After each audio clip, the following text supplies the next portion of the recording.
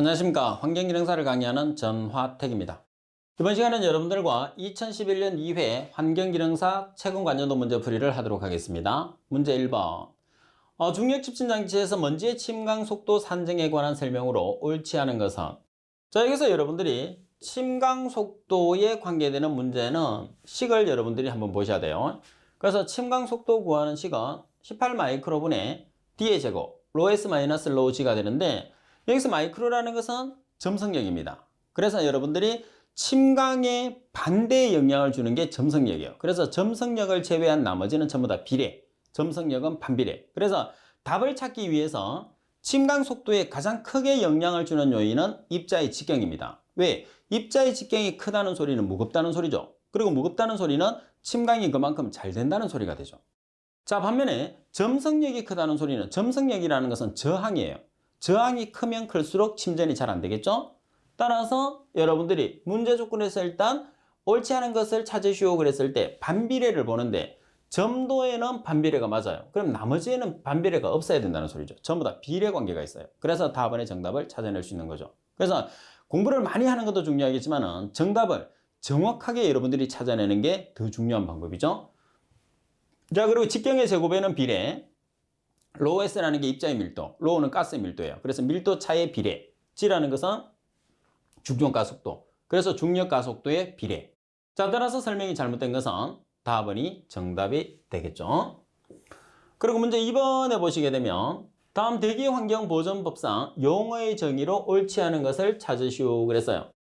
가번에 기후 생태계 변화 유발 물질이란 지구온난화 등으로 생태계의 변화를 가져올 수 있는 기체성 물질로서 온실가스와 환경불용으로 전하는 것을 말한다. 나번에 매연이란 연소할 때 생기는 유리탄소가 주로 되는 미세한 입자성 물질을 말한다. 다음에 먼지란 대기 중에 떠다니거나 흩날려 내려오는 입자성 물질을 말한다. 라브를 보겠습니다. 라브를 보시면 온실가스는 자외선 복사열을 흡수하여 온실 효과를 유발하는 대기 중의 가스 물질로서 이산화탄소, 메탄, 그리고 아산화탄소, 수소불화탄소, 과불화탄소, 육불화황을 말한다. 자, 여러분들 여기서 지금 내용에 보시면 아산화탄소가 아니라 아산화질소가 돼야 되겠죠. 자, 아산화질소가 되는 거예요. 이거는 미스프린트가 났습니다. 수정이 안 된 책만 고치시면 돼요. 자, 그러면 여기서 여러분들이 조심을 해야 되는 게 뭐가 있느냐 하면 광화학 반응과 온실 효과를 비교를 해 주셔야 돼요. 광화학 반응이라는 것은 빛과 반응을 해서 오염물질, 2차성 오염물질을 만들어주는 반응이에요. 반면에 온실 효과라는 것은 햇볕을 받아서 온도가 높아져서 그 주위의 온도를 상승시키는 현상이에요. 자, 그래서 광화학 반응은 여러분들 참여하는 빛은 주로 자외선이 됩니다. 반면에 온실 효과는 자외선이 아니라 적외선이에요. 적외선. 이 두 가지를 반드시 비교를 해 주셔야 돼요. 상당히 중요해요.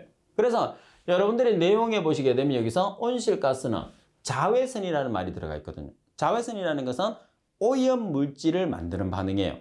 그래서 자외선이 아니라 적외선이 들어가야지 맞는 설명이 되니까 정답은 라번이 정답이 되겠네. 그죠? 그리고 3번 문제를 보시면 탄소가 12kg이 완전 연소하는데 필요한 이론 공기량을 계산하시오 그랬어요. 그럼 탄소라는 물질이 C거든요. 완전 연소라는 것은 O2하고 결합하는 거예요. 그럼 CO2가 만들어지죠. 필요한 이론 공기량을 최적으로 계산하시오 그랬어요. 그러면 산소량을 계산해서 여러분들이 공기량으로 전환합니다. 반면에 탄소는 12kg이니까 중량, 분자량을 쓰는 거죠. 그래서 탄소는 원자량과 분자량이 같은 물질이에요. 그래서 12kg의 탄소는 산소는 최적으로 22.4S/m, 최적으로는 항상 22.4의 값을 가지게 됩니다. 그리고 12kg에 해당하는 탄소일 때 산소 X. 그래서 대각선으로 여러분들이 계산하면 산소가 22.4S/m3이 됐어요. 그러면 산소량을 공기량으로 전환시키기 위해서 사용하는 식은 이론 산소량 나누기 0.21을 하시면 돼요. 그래서 22.4S/m3에서 0.21을 나누게 되면 산소량이 되는 거죠. 공기량이 되는 거죠. 따라서 이론 공기량은 106.67 S/m3이라는 값이 나오게 됩니다. 자, 따라서 정답은 라번이 되는 거죠. 그리고 4번 문제를 보시게 되면 다음 보기에 해당하는 국지풍어. 국지풍이라는 것은 바람의 종류인데 특정 지역에서 부는 바람을 국지풍이라고 합니다. 해안 지방에서 낮에는 태양열에 의해서 육지가 바다보다 빨리 온도가 상승하여 육지의 공기가 팽창되므로 상승 기류가 생기게 된다. 자, 이때 바다에서 육지로 분다고 그랬어요. 자, 바다에서 육지로 분다는 게 가장 큰 포인트입니다. 바다를 영어로, 바다를 한자로, 바다 해자를 쓰는 거죠. 그래서 바람이라는 것은 온도가 낮은 쪽에서 높은 쪽으로 형성이 되게 돼 있어요. 그래서 바다에서 육지로 분다고 그래서 해풍이라는 말을 씁니다. 반면에 육지에서 바다를 불게 되면 육풍이라는 말을 쓰면 되겠죠. 따라서 해풍이 되니까 정답은 가번이 됩니다. 그리고 문제 5번에 보시게 되면 유해가스를 배출시키기 위해서 설치한 가로 30cm, 세로가 50cm인 직사각형 송풍 간의 상당 직경을 계산하시오 그랬어요. 자, 여러분들 그림상으로 나타내 보면 지금 가로가 30cm입니다. 세로가 50cm예요. 그래서 상당 직경이라는 것은 사각형은 직경이 없어요. 원형에서만 직경이 있습니다. 따라서 직경이 없는 사각형에서 직경을 만들어주는 거죠. 어떻게? 계산상에서. 따라서 계산상의 직경을 상당 직경이라고 합니다. 그럼 어떻게 하느냐? 단면적 나누기 평균둘레 길이에요. 단면적이라는 것은 가로 곱하기 세로, a 곱하기 b가 되는 거죠. 자, 그리고 평균둘레라는 것은 a, b, a, b, a 플러스 b가 2개. 평균은 변의 개수로 나눠주시면 돼요. 따라서 정리하면 a 플러스 b 분의 2ab. 자, 여러분들은 상당 직경이라고 하면 상당 직경을 이렇게 계산을 하는 게 아니라 a 플러스 b분의 2ab 이렇게 식을 기억하고 있어야 돼요. 따라서 기억을 하고 있으면 a라는 값이 지금 30cm, b라는 값이 50cm가 되니까 a 자리에 30cm, b라는 자리에 50cm를 대입을 해서 계산을 하게 되면 37.5cm라는 값이 나오게 되는 거죠. 그래서 가장 간단한 공식을 이용해서 문제를 푸는 게 상당 직경 5번과 같은 문제입니다. 그리고 6번으로 들어가겠습니다. 6번에 보시게 되면 A 집진장치의 집진 효율은 99%이다. 이 집진 시설의 유입구의 먼지 농도가 13.5g/m의 삼성일 때 집진 장치의 출구 농도를 계산하시오 그랬어요. 그럼 여러분들 집진 효율은 1 유입구의 농도분의 유출구의 먼지 농도 곱하기 100. 그러면 유입구의 먼지 농도가 13.5g/m의 삼성이에요. 그죠? 그래서 유입구의 먼지 농도가 13.5가 들어가는 거죠. 그리고 여러분들 출구 농도를 계산하는데 총 효율이 99%예요. 그러면 집진 효율이 99%를 대입하시면 되겠죠. 따라서 유출구의 먼지 농도는 얼마가 되느냐? 자, 유출구의 먼지 농도를 식을 정리하게 되면 13.5g/m의 삼성 곱하기 1-0.99라는 값이 돼요. 1-0.99는 0.99라는 것은 100을 미리 여기서 나눠준 거죠. 그래서 100을 이렇게 나눠주면 얼마가 되는 거죠? 0.99라는 값이 나오게 되죠. 1-는 여기 있는 자 여기에서 마이너스가 있으니까 이 식이 왼쪽으로 가고 여기 있는 값이 오른쪽으로 와서 식을 나타내면 이렇게 나타낼 수 있어요. 그래서 계산하면 0.135g/m의 삼성인데 0.135g/m의 삼성이 정답이 없어요. 그래서 어떻게 하는 거죠? 미리그램으로 고쳐보면 되죠. 그래서 g을 미리그램으로 고쳤을 때 10의 삼성을 곱하면 돼요. 따라서 135mg/s의 삼성이라는 값이 되겠죠. 자, 그래서 계산을 하게 되면 몇 번이 되나요? 135mg/s의 삼성이니까 나번이 정답이 되겠죠. 자, 그리고 여러분들 7번 문제를 보시게 되면 다음 중에서 헨리 법칙이 잘 적용되는 것은 여러분들 헨리 법칙 상당히 중요합니다. 꼭 기억을 해야 되는데 헨리 법칙에 적용되는 기체와 적용되지 않는 비적용되는 기체를 두 가지를 나누세요. 그러면 적용되는 기체는 난용성. 난용성 기체라는 것은 물에 잘 녹지 않는 기체죠. 반면에 적용되지 않는 기체는 수용성 기체. 따라서 난용성 기체는 어떤 게 있어요? CO, O2, H2, N2 또는 NO, NO2 이런 물질들이 있어요. 반면에 수용성 물질은 HCl, HF, SO2, NH3 등등. 자, 그래서 가장 잘 적용되는 기체는 그랬으니까 물에 가장 잘 녹지 않는, 그래서 보기 중에서 물에 잘 녹지 않는 가스는 산소가 있습니다. 그래서 가번이 정답. 꼭 기억을 해 놓도록 하십시오. 그리고 8번 문제를 보시게 되면 메탄 1몰이 완전 연소할 경우에 건조연소 가스 중에 CO2의 농도를 퍼센트로 계산하시오 그랬어요. 자, 여기서 여러분들이 메탄이 CH4라는 것을 기억을 해 주셔야 됩니다. 그러면 배기가스 중에 CO2의 농도를 계산하시오 그랬어요. 그 다음에 건조가스인데 공기비가 없으니까 여러분들 CO2의 퍼센트는 GOD분의 CO2가 차지하는 양 곱하기 100입니다. 그러면 우리가 공기비가 없는 상태에서 건조가스량은 이론 건전소 가스량 GOD를 기준하거든요. 따라서 GOD라는 것은 1-0.21 A0 플러스 CO2량인데 기체에서는 개수비로 우리가 표시를 해요. 그래서 기체 상태에서 가장 중요한 것은 완전연소를 구하는 거죠. 따라서 완전연소식을 나타냈을 때 산소량은 2O2니까 2개, CO2량은 1개, H2량은 2가 있으니까 2개 이렇게 표시하는 거예요.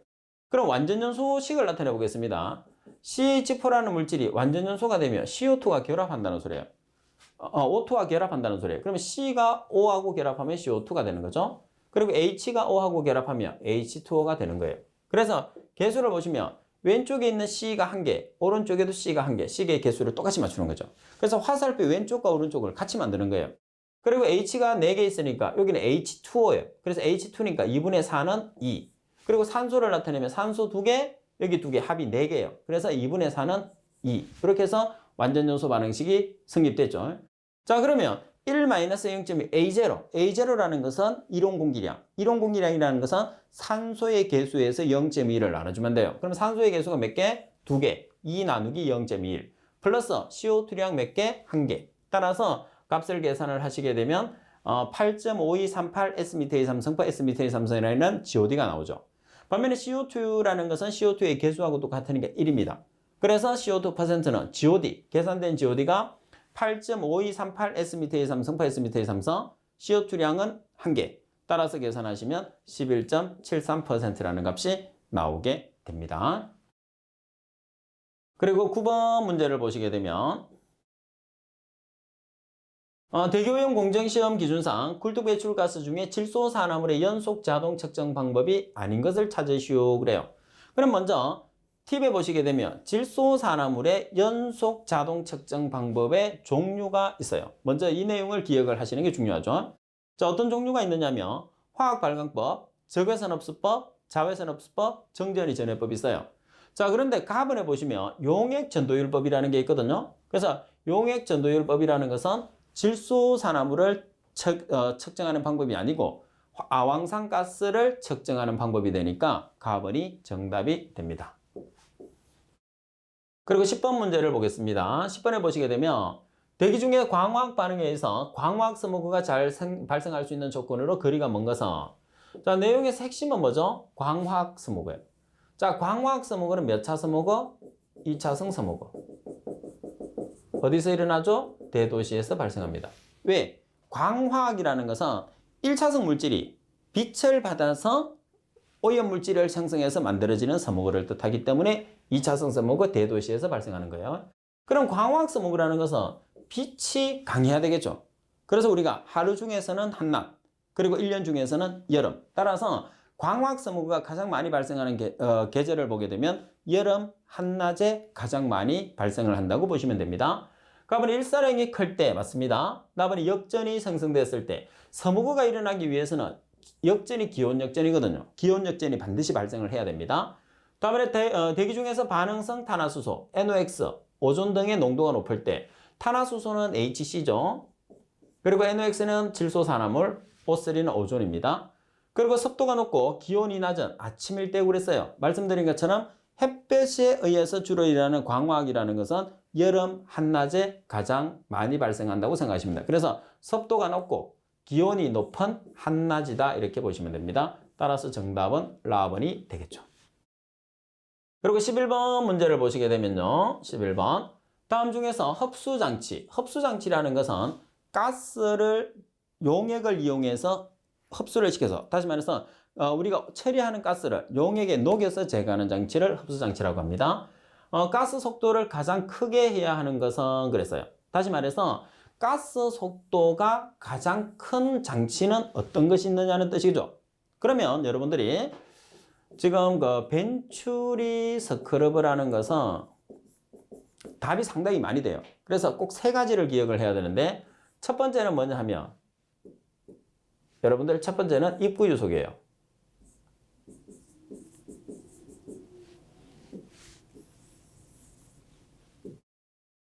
자, 첫 번째에서 벤츄리 스크러브에서 입구 유속은 60에서 90m/s로 가장 빠릅니다. 장치 중에. 자, 그리고 두 번째는 압력 손실이에요. 압력 손실은 300에서 800mAh/초로 가장 커요. 자, 그리고 여러분들 물을 뿌려서 입자를 충돌을 시켜서 제거하거든요. 그래서 충돌비를 보시면 액적과 입자가 150대 1이 돼야 되죠. 그래서 이 세 가지는 꼭 기억을 해 주셔야 됩니다. 자, 그러면 왜 이렇게 속도가 빠르냐 하면 벤츄리 스크래버를 보시게 되면 이렇게 생겼어요. 이렇게 생겼거든요. 그래서 우리가 물을 뿌려서 가스를 제거하는 쪽이 중간에서 노즐을 설치를 해요. 이 노즐에서 물을 뿌려주는 여기에서 처리하니까 단면의 변화가 좁아졌어요. 그래서 면적이 좁은 쪽에서 우리가 처리를 하니까 속도는 그만큼 어떻게 되는 거죠? 빨라지는 거죠. 그 다음 압력 손실이 커지는 이유는 여러분들 압을 강하게 해서 물을 강하게 뿌려주기 때문에 압력 손실이 커지는 거죠. 그 다음에 충돌비는 액적, 물을 뿌려주는 물의 입자와 우리가 제거하는 입자의 입자성 물질의 크기가 150대 1이 가장 적정하다는 그런 뜻입니다. 아주 중요한 문제죠. 따라서 정답은 나번이 정답이 됩니다. 그리고 12번에 보면 기체 연료를 버너 노즐로 분출시켜서 외부 공기와 혼합해서 연소시키는 방법은 그랬어요. 자, 그럼 외부 공기와 혼합해서 연소시키는 방법은 확산연소. 그래서 공기가 들어가고 연료가 들어갑니다. 그래서 연소실에서 연료가 들어가고 공기가 들어가서 연소를 해서 이제 우리가 혼합해서 연소하는 방법. 반면에 여러분들 사전 혼합 연소 방식이라는 것은 미리 여러분들이 연료와 공기를 혼합을 시켜요. 미리. 그래서 연소하는 방식을 사전 혼합 연소법이라고 그러죠. 그래서 주로 기체 연료 같은 경우에서는 여러분들은 확산 연소법이니까 주로 확산 연소의 설명을 기억을 하시면 될 것 같습니다. 그리고 13번 문제 보면 다음 업종 중에서 불화수소가 주된 배출원어. 불화수소는 상당히 잘 나오죠. 불화수소는 HF를 불화수소라 그럽니다. 자, 불화수소는 이제 우리가 불소 화합물은 자연계의 단체로 존재할 수 없죠. 다시 말해서 공기를 구성하는 성분이 아니에요. 그러면 어디에 존재하느냐 하면 빙정석, 그리고 인광석, 그리고 형석에 존재를 하죠. 그럼 이런 원료를 사용하는 사업장에서 불소가 배출되는데 주로 알루미늄 공업, 그리고 유리공업, 그리고 도자기, 그리고 화학비료공업. 화학비료공업이 인산비료공업이에요. 따라서 네 가지에서 불소가 주로 많이 배출되니까 정답은 나번이 되겠죠. 그래서 불소는 알루미늄, 유리, 인산비료 이렇게 기억을 해 놓으시면 됩니다. 그리고 14번 문제를 보시게 되면 집진율이 각각 90%와 98%인 두 개의 집진장치를 직렬로 연결하였다. 1차 집진장치 입구의 먼지 농도가 5.9g/m의 삼성일 경우에 2차 집진장치의 출구에서 배출되는 먼지 농도를 계산하시오 그랬어요. 그래서 여러분들이 장치 두 개를 이용해서 총합 효율 계산하는 식과 그리고 입구와 출구에서 농도를 이용해서 효율 구하는 식 두 가지가 있어요. 그러면 장치 두 개에서 나타내는 효율 구하는 식이 이렇게 되고요. 그 다음에 농도를 이용해서 효율 구하는 식이 이렇게 식이 나와 있어요. 그러면 우리가 문제를 풀었을 때 첫 번째 장치의 효율이 90%니까 0.9. 두 번째 장치의 효율이 여러분들 98%니까 0.98을 대입을 하시면 돼요.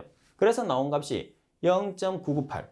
그래서 퍼센트로 나타내려고 하면 곱하기 100을 하시면 되잖아요. 그러면 0.998이 99.8%가 되는 거예요. 자, 그 다음에 두 번째 총합 효율에서 농도가 나와 있을 때 총합 효율은 여러분들 입구의 먼지 농도가 얼마로 나와 있어요? 5.9g/m의 삼성으로 나와 있어요. 반면에 출구의 먼지 농도를 우리가 계산을 해야 되죠. 그러면 토탈 효율이 있어야 되는데 토탈 효율이 없어요. 그래서 1번에서 여러분들이 구한 토탈 효율을 여기서 대입을 해서 출구의 먼지 농도를 계산해 주는 그런 문제죠. 따라서 여러분들이 식을 정리한 다음에 계산기를 통해서 계산을 하면 0.0118g/m의 삼성이 나왔어요.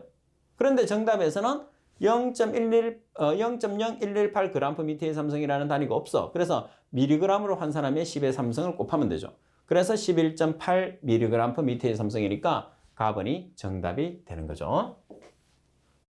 그리고 15번 문제 보시게 되면 NO가스를 산화흡수법으로 제거시키고자 한다. 이 방법으로 산화제로 적합하지 않은 것은, 자, NO가스를 산화제로 처리를 하는데 산화제가 아닌 것을 찾으시오, 이런 뜻이에요. 그러면 산화제가 아니라는 소리는 산화제의 반대가 환원제가 있다는 소리예요. 그래서 주로 모기에서 환원제로 쓰는 것은 CO가 일산화탄소입니다. 그리고 SO2, 이 두 가지는 환원제가 돼요. 따라서 정답은 가번. 나머지 나번에 O3는 오존입니다. 다번에 KMNO4는 과망간산 칼륨, 라번에 NaClO2 전부 다 산화제가 되니까 정답은 가번이 되는 거죠. 그리고 16번 문제를 보시게 되면 다음 중에서 황산 1+2의 혼합 용액은 앞에 있는 숫자가 황산입니다. 뒤에 있는 숫자가 물이에요. 그리고 플러스라는 것은 총량이 3ml가 총량이 된다는 소리입니다. 그래서 한번 볼까요?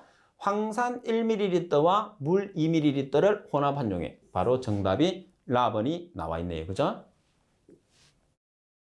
그리고 17번 문제를 보시게 되면 침사지에서 폐수의 평균 요속이 0.3m/s, 유효 수심이 1.0m, 수면적 부하가 1800m의 삼성/제곱미터 대일 때 침사지의 유효 길이를 계산하시오 그랬어요. 그럼 여러분들이 지금 문제 조건 자체 내에서 첫 번째 뭐를 계산하느냐 하면 시간을 먼저 계산을 해줍니다. 시간을 계산을 했을 때 지금 주어지고 있는 수면적 부하가 1800m의 삼성/제곱미터 대입니다. 자, 그래서 그 수면적 부하라는 것은 시간분의 수심으로 나타낼 수가 있거든요. 그래서 시간분의 수심으로 나타냈을 때 시간이 세크예요. 그러면 여기서 day라는 단위를 세크로 고치기 위해서 하루는 24시간, 1시간은 3600초를 보정을 해줘서 시간을 계산하니까 48초가 나왔어요. 그러면 침사지의 길이를 계산했을 때는 뭐를 이용을 하느냐 하면 풍속을 이용하거든요. 그래서 유속을 이용하거든요. 따라서 평균 유속 0.3m/s에서 여러분들이 뭐를 곱하느냐 하면 시간을 곱하게 되면 여기서 시간을 곱하게 되면 뭐가 나오는 거예요? 미터라는 길이가 나오는 거예요. 그래서 수면적 부하를 이용해서 시간을 계산을 한 다음에 그 시간을 유속에다가 곱해서 최종적으로 우리가 계산하는 값이 14.4m죠. 그리고 시간 단위를 수면적 부하에 있는 day라는 시간 단위를 세크로 고친 이유도 평균 유속이 가지고 있는 시간 단위가 세크이기 때문이에요. 그래서 나중에 보정을 해줘도 되고 처음부터 보정을 해줘도 되고 마지막까지 여러분들이 최종적으로 계산했을 때 시간 단위가 동일하게 만든다는 게 이 문제의 핵심이 된다는 거죠.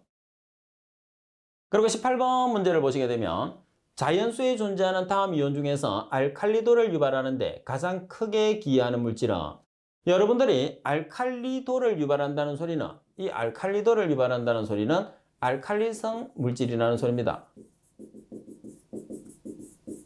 그래서 알칼리성을 나타내는 물질이 세 가지가 있어요. 뭐가 있느냐면 OH-라는 수산이온, 그리고 CO3-라는 탄산염, 그리고 HCO3-라는 중탄산염이에요.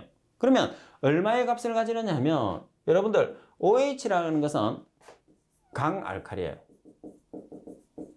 그리고 CO3-는 중알칼리, 그리고 HCO3-는 약알칼리입니다. 근데 문제 조건에서 가장 크게 기여한다고 그랬어요. 그러면 pH가 가장 높은 걸 찾는 거죠. 따라서 강알칼리성 성분은 어떤 물질이냐 이런 뜻이에요. 그래서 강알칼리의 물질은 OH-가 되니까 정답은 OH-가 돼요. 자, 그리고 여러분들 자연수의 pH를 나타내는 물질을 찾으시오 이렇게 나오거든요. 그래서 자연수의 pH가 얼마냐 하면 자연수의 pH가 8.2 정도가 돼요. 해수하고 비슷하거든요. 그러면 약알칼리성이 물에 녹아 있다는 소리예요. 그럴 때는 어떤 물질이 될까요? 그럴 때는 HCO3-가 되죠. 그래서 자연수의 pH를 나타냈을 때는 HCO3-라는 중탄산염이 녹아있는 상태. 반면에 알칼리도를 가장 크게 유발하는 데 기인하는 것은 pH가 가장 큰 OH-, 강알칼리다. 이렇게 두 가지로 정리를 해 놓으세요. 그리고 19번 문제를 보시게 되면 다음 중에서 응집 침전을 위한 폐수 처리에서 일반적으로 가장 널리 사용되는 응집제는 응집제 중에서 가장 많이 사용되는 것은 황산 알루미늄. 알루미늄이 들어가 있는 것 중에서도 황산 알루미늄. 그래서 황산 알루미늄을 알룸이라고 하죠. 알룸. 그래서 가장 많이 사용하는 것은 황산 알루미늄입니다. 그리고 황산 알루미늄이라는 응집제는 고체 상태도 있고 액체 상태도 있어요. 그래서 줄여서 고체 상태는 고상, 액체 상태는 액상. 그래서 보통 이제 물에 붙은 개수로서 액상과 고상을 나타내는데 황산 알루미늄에 물이 18개가 붙어 있으면 액상, 물이 14개가 붙어 있으면 고상 이렇게 우리가 나타내게 됩니다. 그리고 20번 문제를 보시게 되면 7000m의 삼성포대의 하수를 처리하는 침전지 유입 하수의 SS 농도가 400mg/L, 유출 하수의 SS 농도가 200mg/L라며 침전지에서 제거 효율을 계산하시오 그랬어요. 자, 공식을 이용을 하게 되면 유입 하수의 SS 400, 유출 하수의 SS 200 그래서 계산을 하면 바로 나와요. 근데 식을 여러분들이 잘 모른다고 봤을 때 가정은 항상 모른다고 봤을 때예요. 그죠? 자, 이렇게 했습니다. 유입되는 SS가 얼마냐면 400mg/L, 유출되는 농도가 200mg/L예요. 그러면 우리가 처리하는 침전지가 여기서 제거되는 장소거든요. 침전지에서 제거되는 값은 얼마예요? 400에서 침전지에서 제거되는 값은 400에서 200 차이만큼 제거됐죠. 그러면 퍼센트로 나타내시오 그래서 제거되는 값을 퍼센트로 나타내면 제거율이잖아요. 그럼 퍼센트로 나타내려고 그러면 제거되는 값이 처음의 값에 비해서 얼마만큼 제거됐냐, 얼마만큼 차지하느냐 그런 뜻이죠. 처음이 얼마예요? 400. 그래서 400으로 한 번 더 나눠줘서 곱하기 100을 하시면 퍼센트가 되는 거죠. 그래서 이렇게 표현하는 식이나 이렇게 표현하는 식이나 같아요. 근데 우리가 이해를 하는 게 더 다르죠. 이거는 반드시 공식을 외워주셔야 되고 이거는 여러분들이 공식을 외우지 않고도 제거되는 장소가 중간에 있을 때 제거되는 장소로 들어가는 거와 나가는 거의 차에서 처음의 값으로 한 번 더 나눠줘서 곱하기 100을 하면 제거율이 나온다는 것을 이해를 하고 있는 사람은 이렇게 하는 게 훨씬 쉬워요. 자, 그리고 21번 문제를 보시게 되면 효과적인 응집을 위해서 실시하는 약품 교반 시험 장치의 일반적인 실험 순서로 바르게 나열된 것은 자, 여러분들이 자르 테스트라는 것은 약품을 이제 우리가 사용을 하는 거예요. 그러면 약품을 집어넣는다는 소리는 그 약품이 응집제입니다.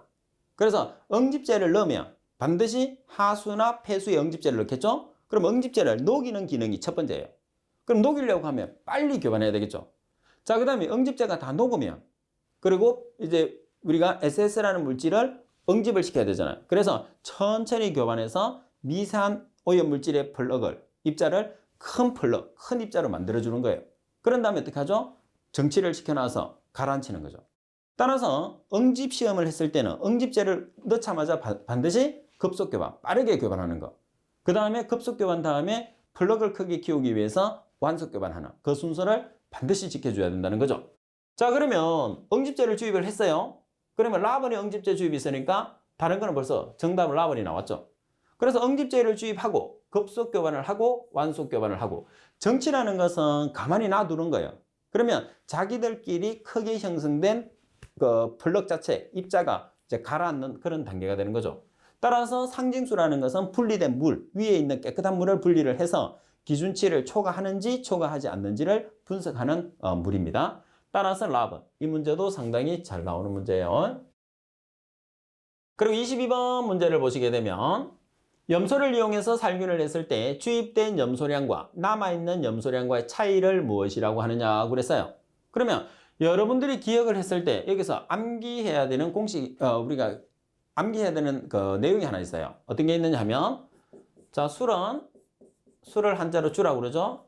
술은 반드시 잔에 넣어야 되는데 요 잔에 넣어야 돼.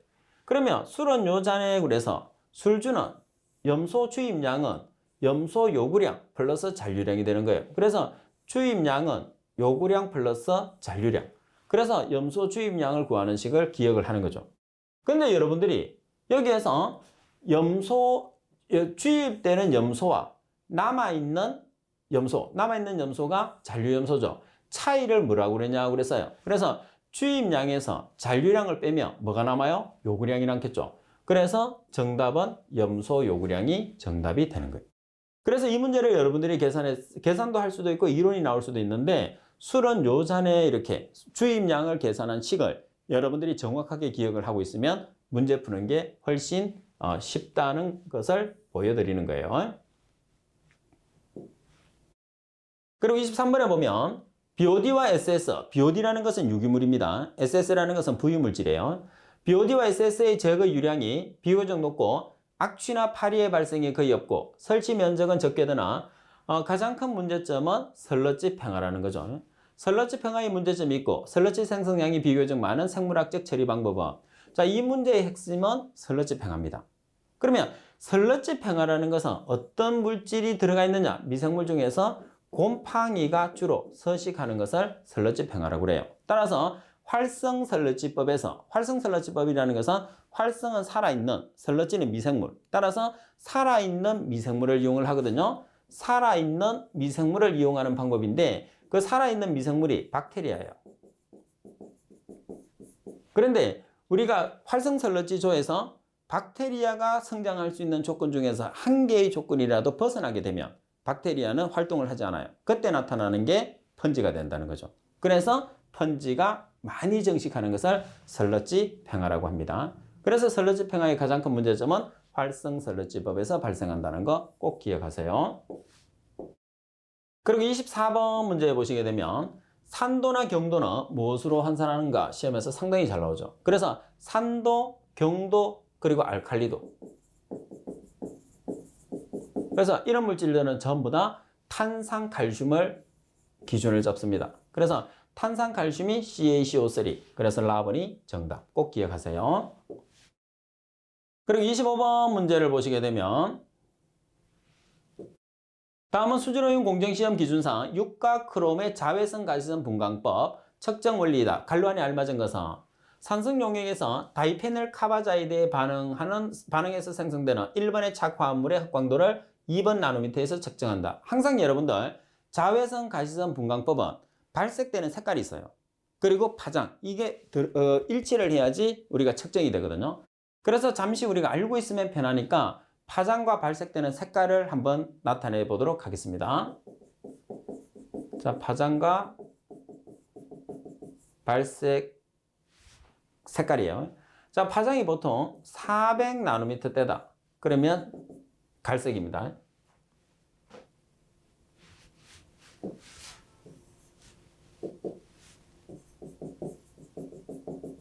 그리고 500 나노미터대다 그러면 적색. 그리고 600 나노미터대 이상은 청색이에요. 자, 이것만 여러분들이 잘 기억하시면 돼요. 그러면 적자색, 적색 계통이 되려고 그러면 보시다시피 500대가 돼야 되죠. 그럼 1번은 답이 아니에요. 자, 그리고 청색이 되려고 그러면 600 이상이 돼야 돼. 그러면 다번과 라번이 정답이 아니에요. 그럼 몇 번이 정답이죠? 나번. 그래서 우리가 굳이 몰라도 이 내용을 알게 되면 쉽게 답을 찾아낼 수가 있거든요.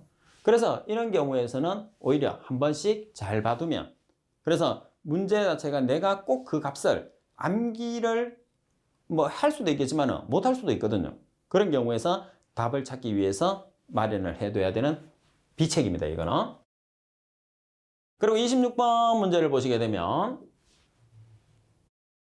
시간당 200m의 삼성/h의 폐수가 유입되는 침전조의 위의 유효 길이가 50m라고 했을 때 원료 부하는, 자, 여러분들이 보시면 단위가 미터의 삼성, 미터/h예요. 그래서 미터의 삼성, 미터/h다.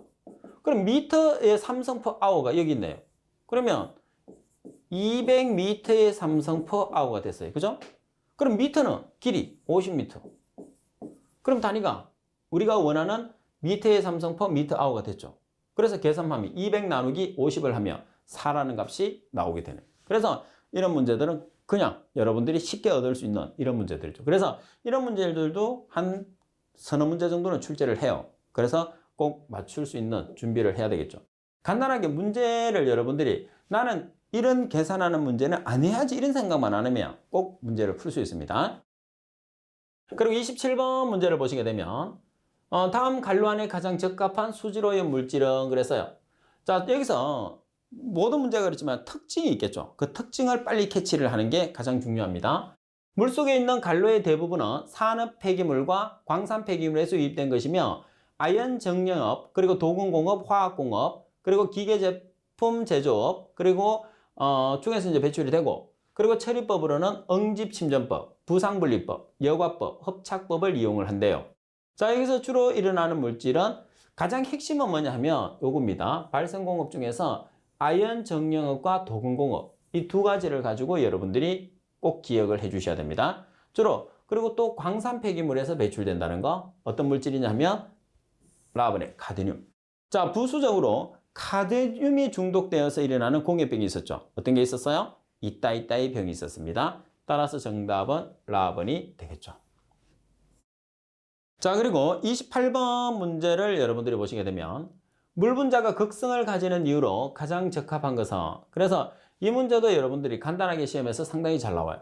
자, 물 분자가 극성을 가지는 것은, 물이라는 것은 H2O죠. 그래서 O를 기준으로 해서 H가 하나씩 붙어 있어요. 그러면 지금 비대칭 구조라고 하거든요. 물의 구조는 비대칭 구조예요. 그래서 극성을 가지게 되는 거죠.